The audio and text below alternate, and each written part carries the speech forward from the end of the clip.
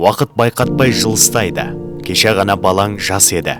Алдағы өмірі әрі таңсық, әрі бұлыңғыр еді.